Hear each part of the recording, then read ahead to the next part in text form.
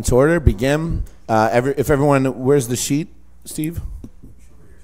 Okay, yes, if anyone hasn't signed the sign-in sheet, please do. Let us know so we can keep in contact with you regarding this information. Thank you, everyone, for coming out. My name is Joe Driscoll, 5th District Councilor. Joining us today are Councilor at Large Steve Thompson, 3rd District Councilor Bryn Lovejoy Grinnell, and Christina Ferrara with Cornell Cooperative Extension, Travis Glazier with the county, and Brian Underwood with ESF and any other organizations you want? And USGS. So yeah, thank you all for coming out.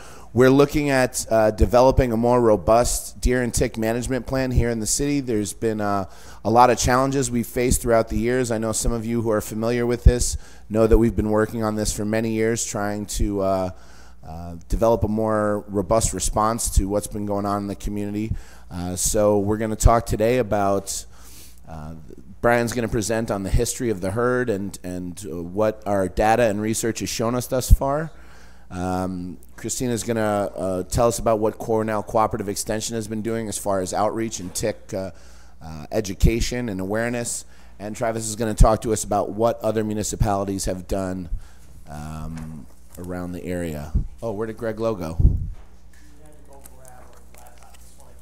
Oh, you can't get into that laptop? Okay. No, no worries. That's fine. That's absolutely fine. I'd like to give a acknowledgement to Councilor Nader Maroon, who's here as well, who pushed this issue along for many years in the 5th District, and in many ways got us to the point where we are today. So I was going to have, oh yeah, joining us as well, Councilor Allen. Latoya Allen from the 4th District as well. Thank you for joining us. Well, I guess we'll start with Travis then. Travis, would you like to tell us about what's been going on throughout the county, what some other municipalities have done to deal with this problem, and what your aspirations are for us here in Syracuse? And if you could stay, if everyone could stay close to the mic, we do have these available online. All the council meetings are now streamed on YouTube and on the city's website. So for posterity, those that weren't able to join us today can get all the information after the meeting is over. Great. All right, thank you, Councilor Driscoll, and thank you everybody for attending. Onondaga County began its tick-borne disease control measures in 2016. They passed legislation to allow municipalities to be reimbursed for costs associated with tick, with actually deer management control plans, tick management control plans, whatever the name of them are. Fayetteville was the first municipality that put in for this reimbursement with the county, and they're on 3 years that they've gone out. Was this the 4th year that they just did this past winter? Yeah, so they just did their 4th year. And we're waiting for the results to come back. In all cases, municipalities have sought to have services for deer management control handled by USDA. They have professionals who can come in and do professional culling. All management plans include public education, they include outreach, they include working with our partners at Cornell Cooperative Extension to ensure that public education on personal measures that people can take to prevent Lyme disease are taken. That's an important under our county health department, is getting information out there and helping people, because the reality is while tick density is a major issue, the pervasiveness of Lyme disease amongst ticks is such that our health department feels that it's endemic. So the likelihood of you finding a tick with Lyme disease is such that you should take personal preventative measures. Those include things like tucking your pants into your socks, wearing light-colored clothing, understanding the proper procedure, and all this information I'll say is available on the Cornell Cooperative Extension of Onondaga's website. It's available on the county's Office of Environment website. But the counties look to support municipalities in their efforts to deal with these issues in ways that they see fit. Municipalities are very different in how they approach issues, and so the plans have certain variances from municipality to municipality, and it's really a reflection of the tolerance of the community there and how they want to address this issue, because a big part of the issue is dealing with deer, and that can have a very personal feeling for residents, and it's really within that municipality's control to determine what those measures are. The county comes in with reimbursement. So after the municipalities carried out the services, they deliver the information to the county, and we reimburse them for the costs associated with the with whatever the measures may be. 100%. 100%, correct. Yep, no local match. We do ask that the municipalities pass or adopt a management plan, and that the management plan be taken to our advisory council, which is I'm an ex officio member. I see Nader Maroon here; he's a member on it as well, as well as Cornell Cooperative Extension. But it's basically a technical and political or elected official representative group to take a look at the management plans, take a look at what measures were taken, and what are the metrics that are being used to evaluate the successfulness of the management plan. And then the reimbursements come out of my Office of Environment. We also seek to support, again, thanks to our partners at Cornell Cooperative Extension, municipalities in the development of their management plans. So where a municipality might be just at its beginning steps and saying, how do we approach this issue? What do we do? Cornell Cooperative Extension is a great partner to help walk municipalities through that process, help them begin their public engagement, hearing what the community has to say, understanding what the components are of a management plan, and then getting that adopted and passed through their municipality and then sent on to the county for its acceptance. So I guess in a very Reader's Digest version, that's pretty much what the county does. We would love to see the city participate in this as well. We think it's a good valued partner. We've always valued our partnerships with the city, so we're more than happy to be there to support in any way we can. Great. Do any councilors have any questions for Mr. Glazier? Might I ask what the results of the prior years reaped? In Fayetteville? Fayetteville. In Fayetteville, I believe the first year was a little over 90. They did a call, and they got over 90. And the second year was 70, or no, second year was 80, and then third year. So over the years, it's really been a diminishing number, and that's probably the result of a shrinking herd. There were some issues one year related to interference. People were intentionally kind of trying to divert the efforts, but generally it's been very successful. The cost per deer is in the ballpark of a couple $100. All the meat is collected and processed and provided and given to the food bank, so there's no waste on that end. We actually RFP out, or they RFP out for a vendor, and there's only a couple of them that do this, that do the preparation for the meat to go to the food bank, and it's important that they're right there the night of the cull to take care of it.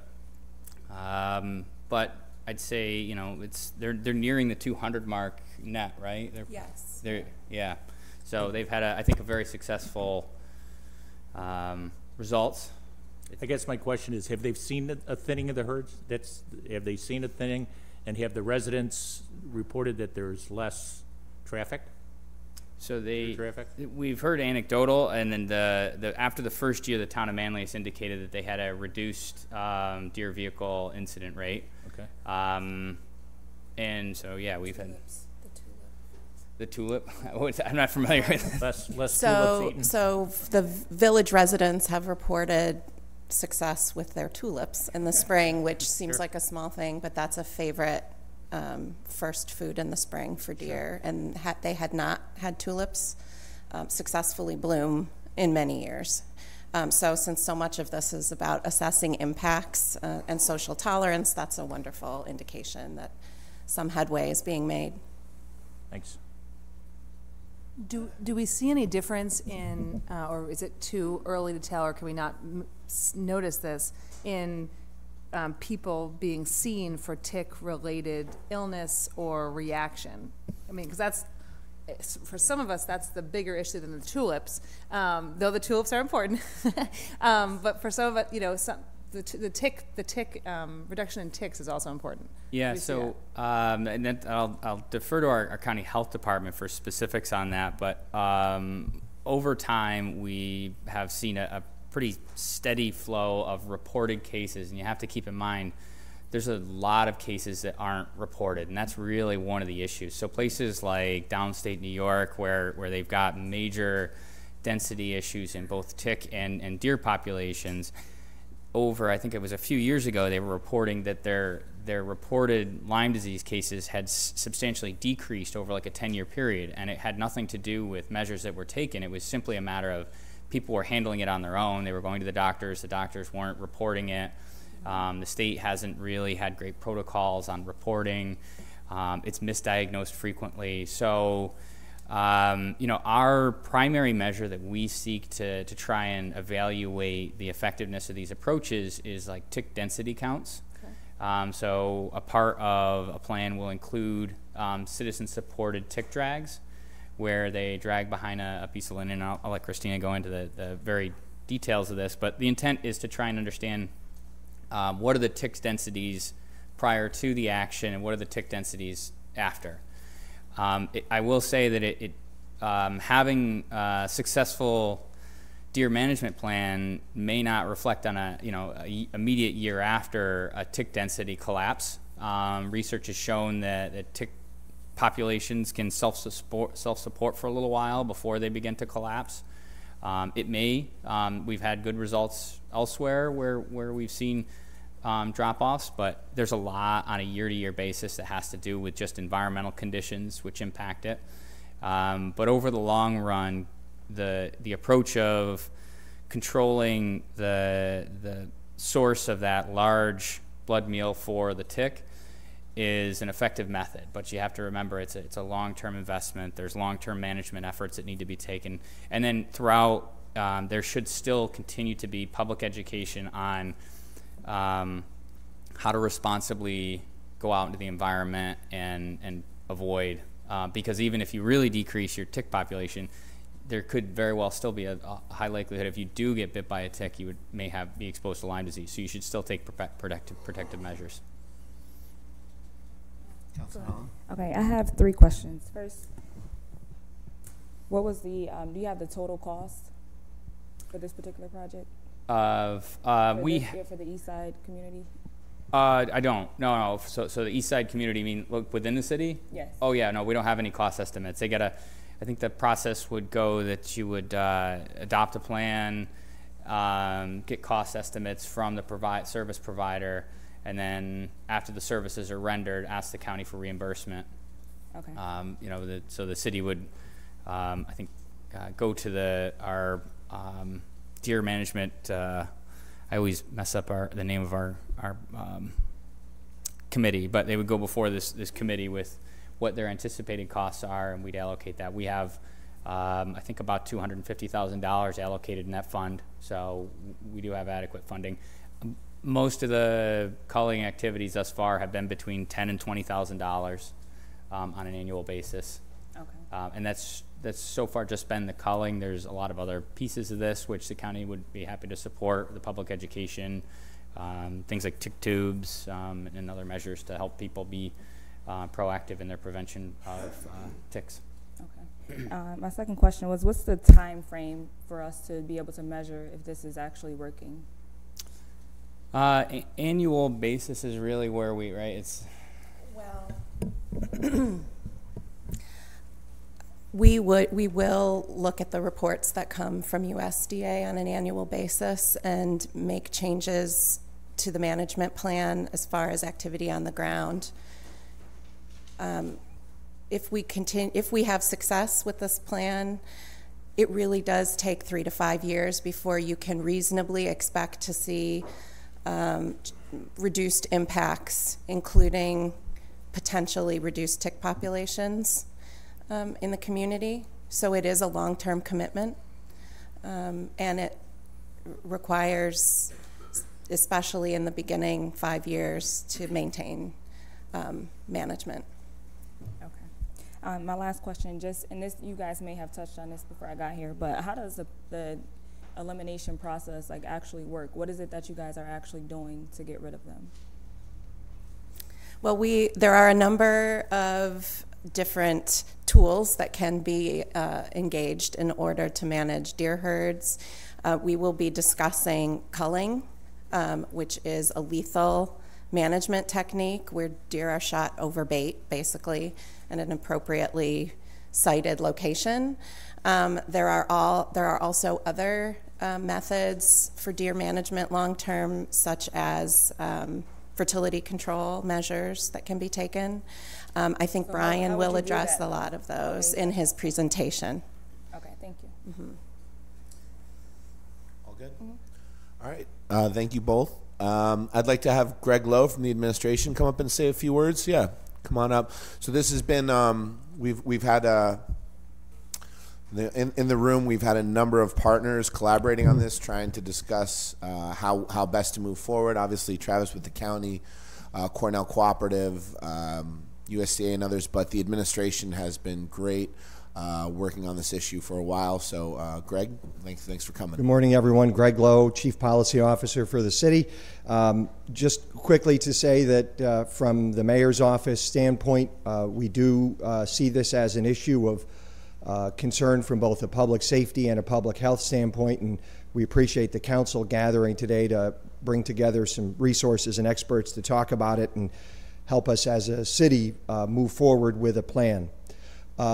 Our recommendations at this point are threefold from the administration standpoint. First of all, we did include in the budget proposal that the council is currently reviewing an allocation of $75,000 in the Parks and Recreation Department budget, which would enable us to fund whatever initiatives are decided as the proper path forward.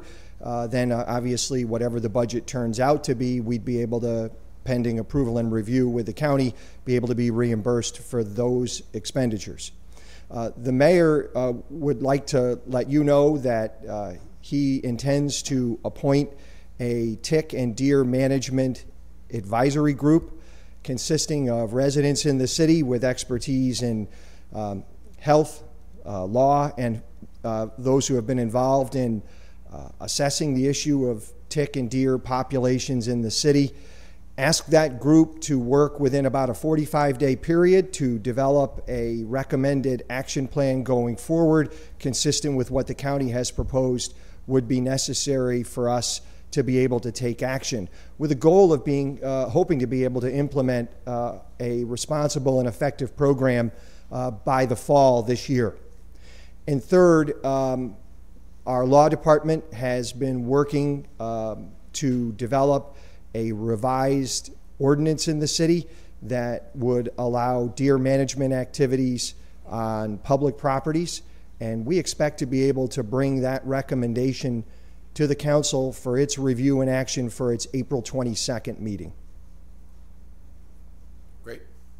Excellent. Thank you, Greg. I'll stay and be available for questions after Brian if you have it, but also to listen and learn from Brian. Appreciate it. That's excellent. Thank you, Thank Greg. you. Appreciate it.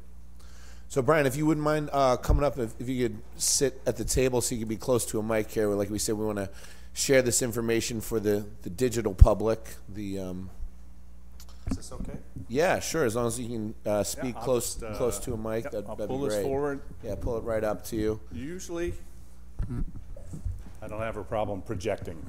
Good. That's what my mother said anyway. So thank you, Joe, for the invitation, and I'm going to try to make this as brief as I can. I'm with the USGS, but I'm also duty stationed at the College of Environmental Science and Forestry in Syracuse. For those who may not know, what's the USGS? So U.S. stand for? Geological Survey, right, is the oldest science bureau in the federal government. That could be viewed a couple different ways, but been doing science for over 100 years, and now it has a biological resources division of which I'm a part of. So thank you. I'm going to just quickly run through some things. I know we're short for time, so I'm going to zip through these. I don't think I have to remind everybody what the issues really are. Deer really affect what I call quality of life issues for human beings, right? We're in a city, an area that supports a lot of deer and a couple 100,000 people. So that in and of itself suggests that there may be some conflicts that we have to work through. They serve as hosts, the primary host, I might add, of the ticks that carry Lyme disease and other tick-borne diseases. They cause, you know, thousands and thousands of dollars of property damage, personal property damage, and they degrade green infrastructure, which just hasn't gotten a lot of play.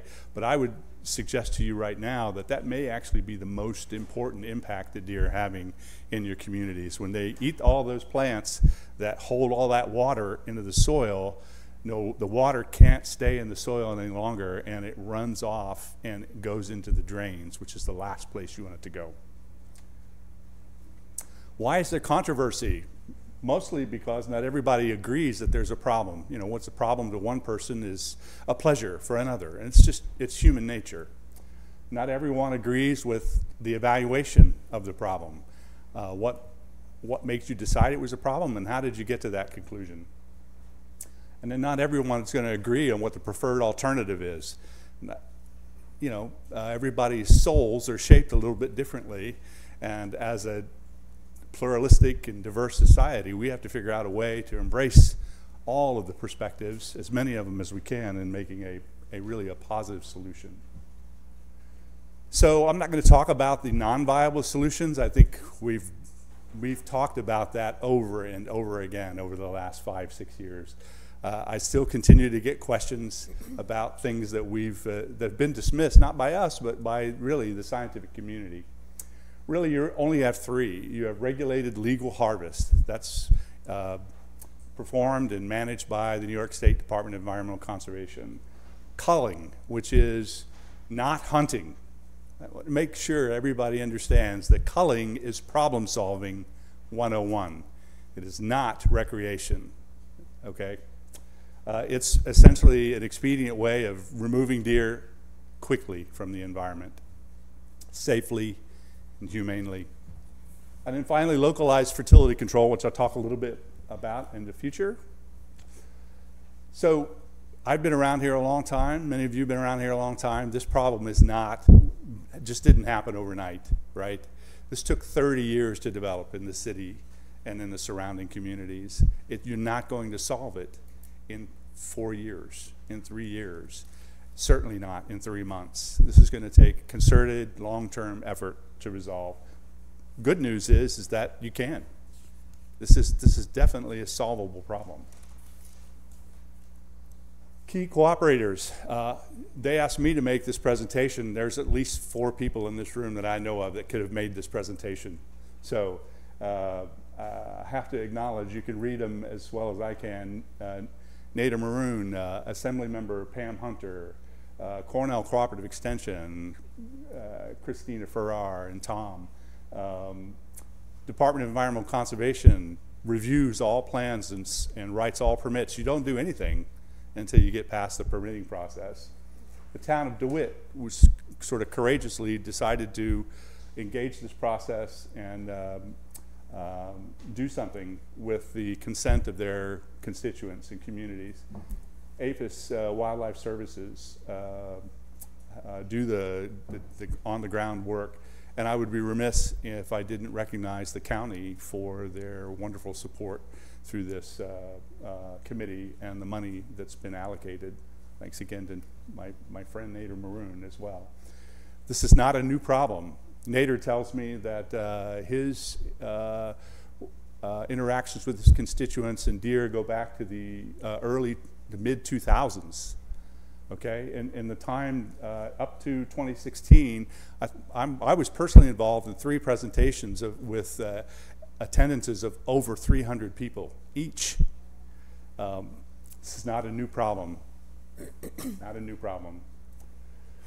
Since 2016, the Village of Fayetteville, as you've heard already, has implemented a deer reduction program. The town of DeWitt has implemented a deer reduction program within the East Side communities. Several additional municipalities are in various planning stages. So the interest is not declining, it's actually increasing, and the momentum is quite high. One of the things that we were asked to do was to update our understanding of the deer population, its abundance and distribution in the East Side communities, to figure out how to do an assessment of alternatives based on the on-site location data that we have. Not just a general, what can you do, what can't you do, but what if we do it right here? That was our task. To feed information to the planning process was a really important part of what we were asked to do. I have to thank Pamela Hunter for getting the funding for us to do this work. We've been working on this problem since 2013. It's been a long time, so we know a lot about. Most communities don't have this kind of information. We have a lot of information about the deer herd in the community. First thing we had to do was figure out how to count deer in a place that also had a couple 100,000 people.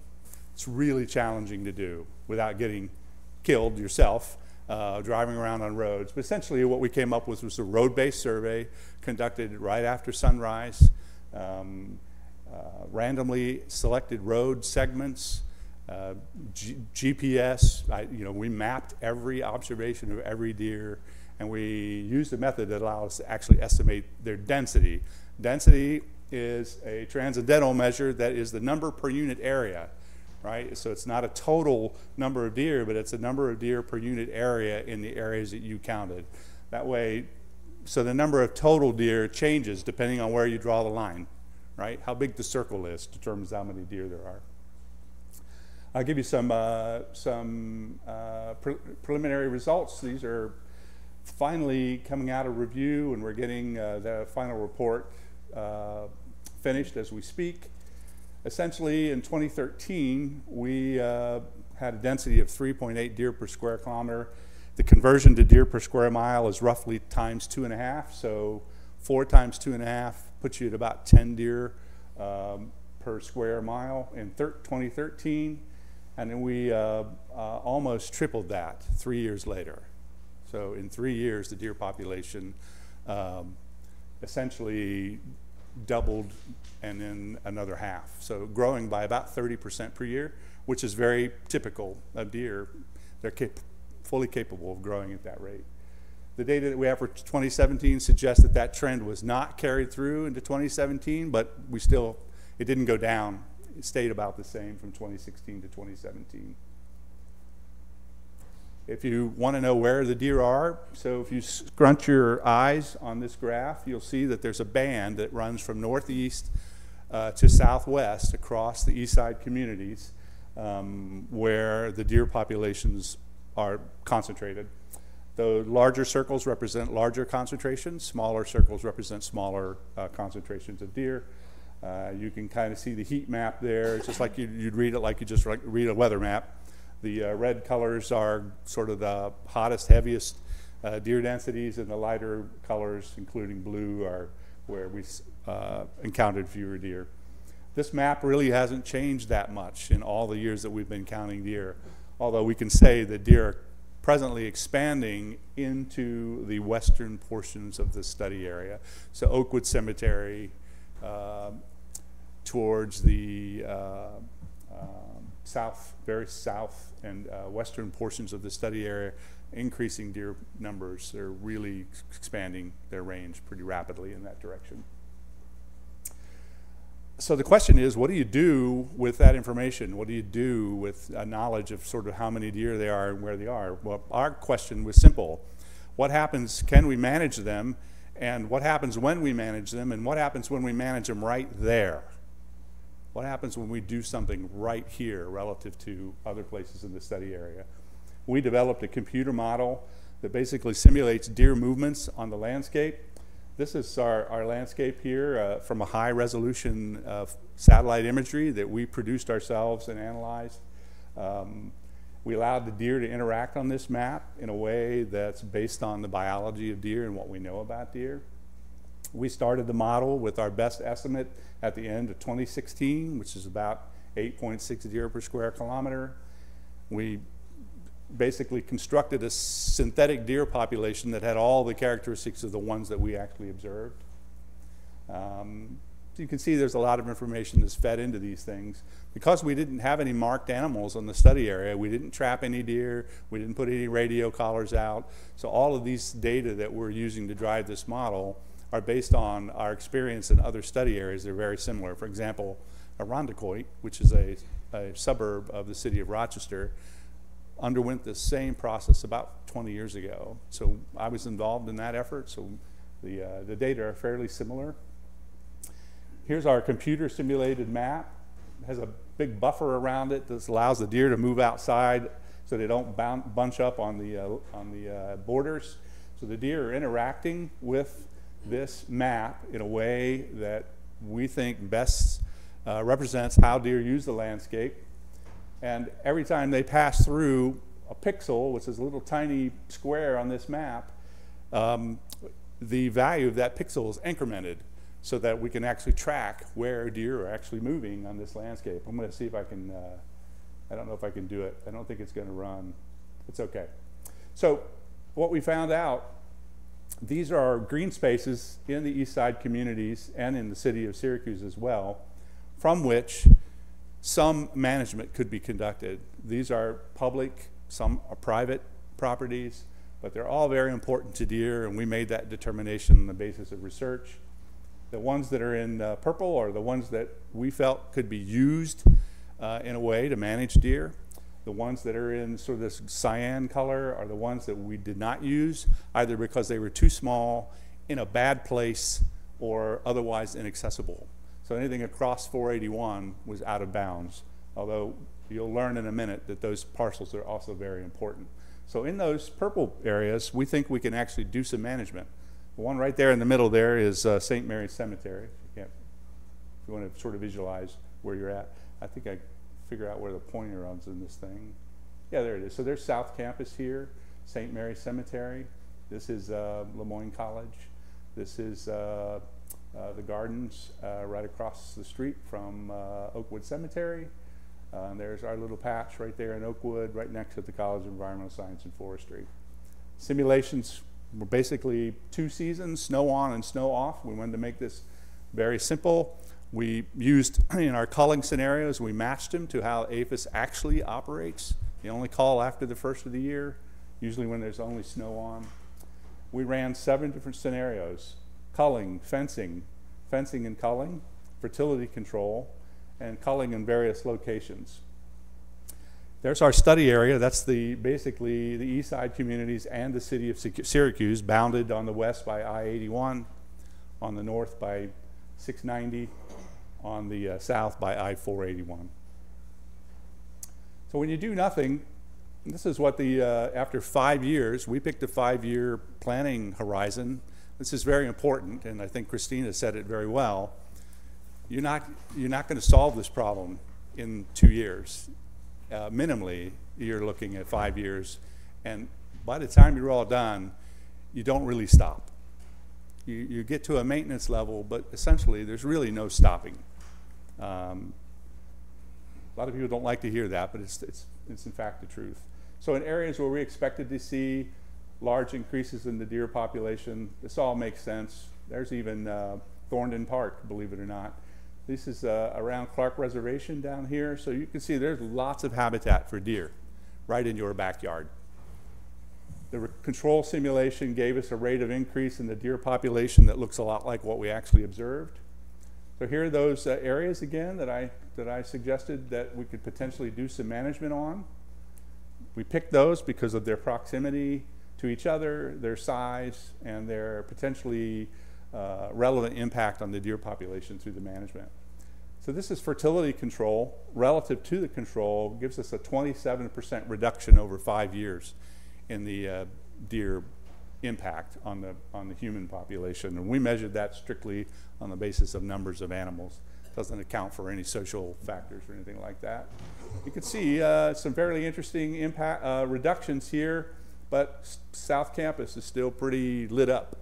That tells you that fertility control has some effect. Here's the South Campus area in and of itself. This is culling in South Campus. And you can see that culling, just for a 90-day period over 5 years, produces a pretty substantial hole, if you will, in the deer population on that end of the study area. But you also notice that it doesn't really affect much what's going on in the northern part. Right? That's because deer have very fixed home ranges, and they're relatively small. They don't move that far. They can, but they often don't. Moving forward here, so now we add St. Mary's Cemetery to that scenario. And after 5 years, you get even a bigger hole. So now we're starting to produce a fairly sizable impact on the study area here. No culling in Oakwood Cemetery. So this is just St. Mary's Cemetery and just the South Campus areas. Okay, so this is now, if we culled on all of those locations collectively, now you can see that there's, over 5 years, we're now mostly in the blue area here. This is a high relief scenario. Notice here that, again, outside of the 481 boundary, the Clark Reservation, even though there's still, there's some impact there, there's still a fair number of deer. So this is a pretty important, I think, result. We built a fence in the computer. We ran it along I-481 all the way down for 6 miles on the inside of I-481 just to see what would happen if we built a fence that had ends that were completely open. Well, as you might expect, looks a lot like the control. It's just spiteful. It didn't do much, right?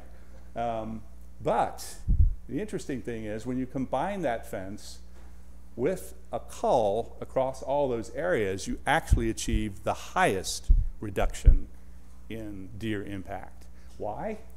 Because you're preventing movement of deer from the eastern part of the study area into the east side communities.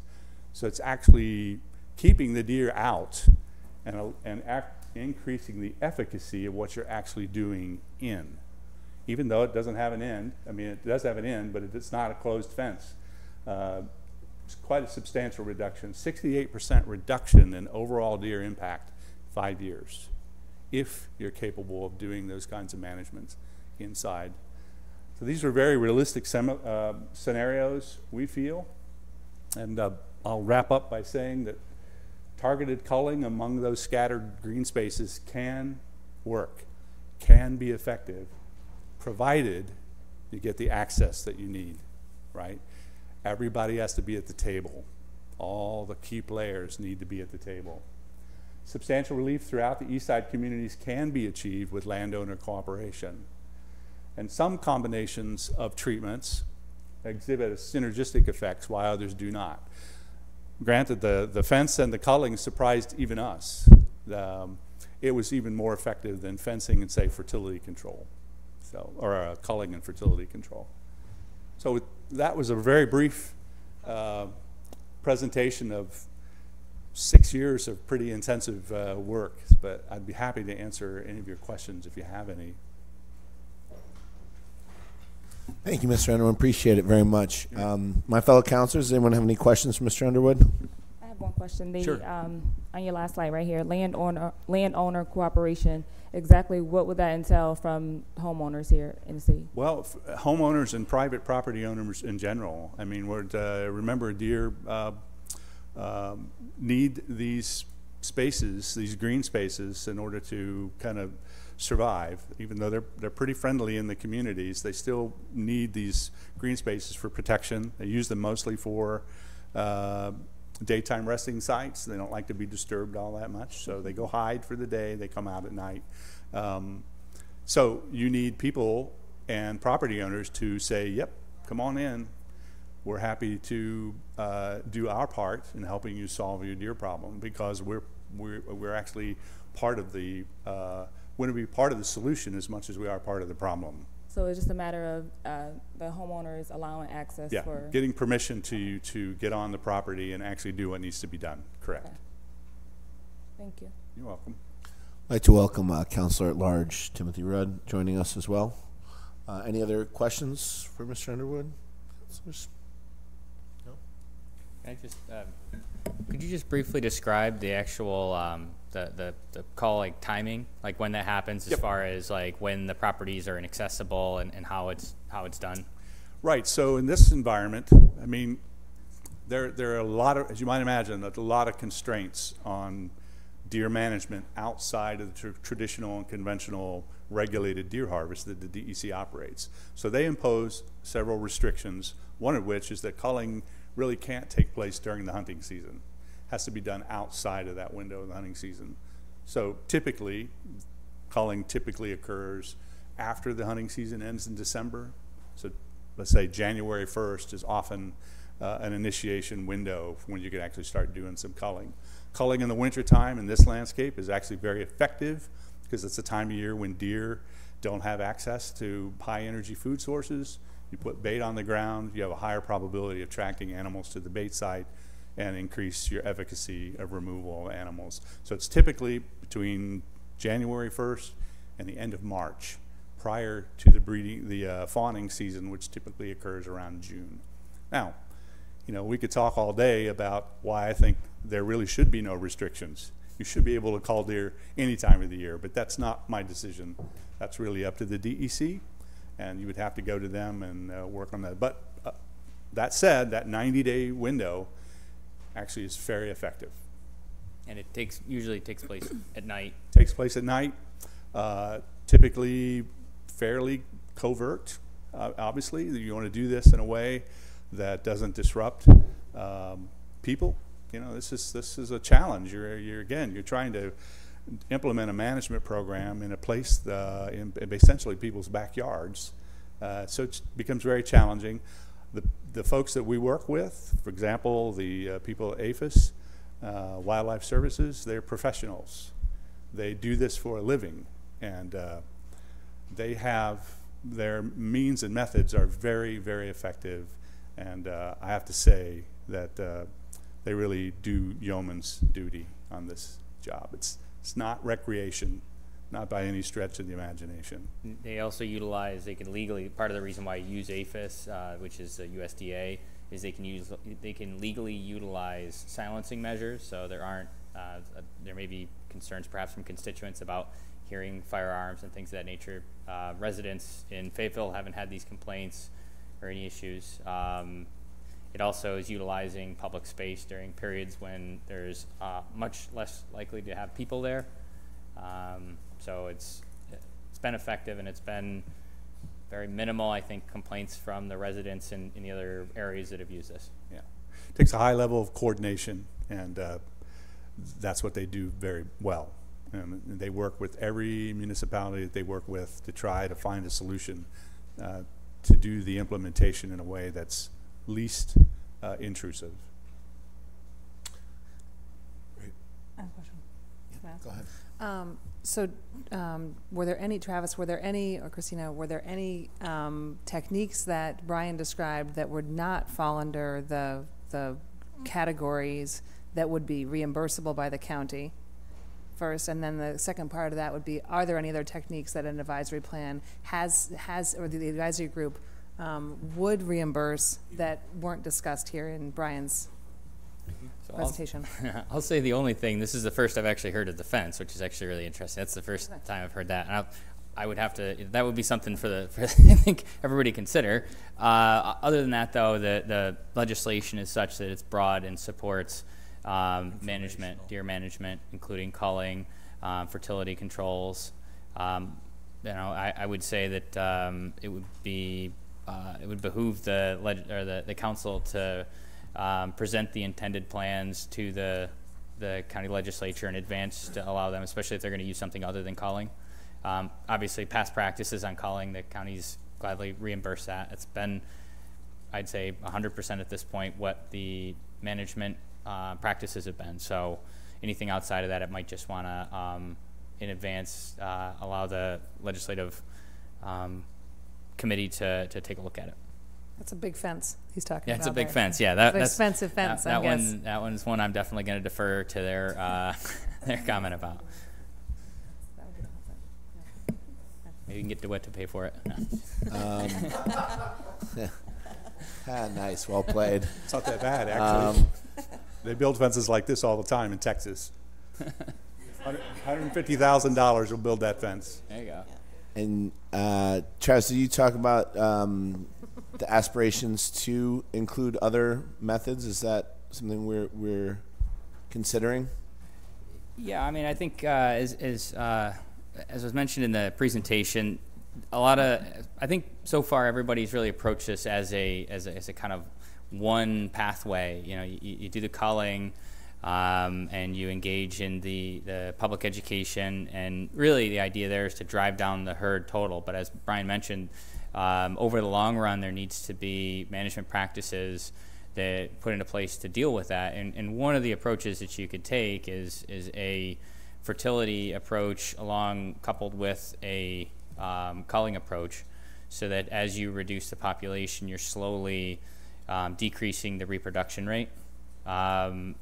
Nobody's gone that route thus far, and so it's really theoretical about whether or not that would be more effective. But that's one approach, and I would say you're going to want to do, considering the herd size you're talking about, you're going to do 90-10, 95-5 type of distribution of cull to fertility. However, it might be something thinking the 5 and 10 years out, where are you going to be at? You're going to be much better off in 5 years from a long-term management standpoint, I think, than you would be if you just did a pure cull. And I'd defer to Brian about his opinion about that, but I'd say that it seems like that's another approach that hasn't happened in other municipalities yet, but might make sense. And Brian, can you just comment quickly, kind of in context with this, the number of deer per kilometer and 30%? Are these unhealthy numbers, abnormal numbers, or what's your kind of feeling about, from our perspective as counselors, Right. The necessity of, I think a lot of people out there, when seeing this conversation come up, were unaware that the severity of the problem or the need for action. So could you go into your belief that there is a need for action? Right. So I have to, I typically don't, as a scientist, right, I usually deal in facts. So I try to leave my beliefs at home. But fact of the matter is, anything above about 6 deer per square kilometer causes some very interesting impacts, very challenging impacts in the environment. So above 6 deer per square kilometer, all of those green infrastructure impacts they're going to be felt.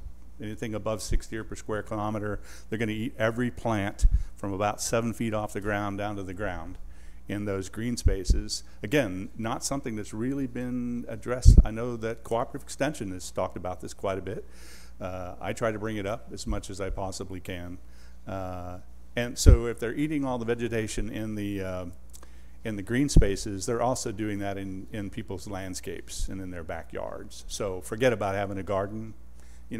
Again, all of those quality of life things are not things that typically science deals with directly, right?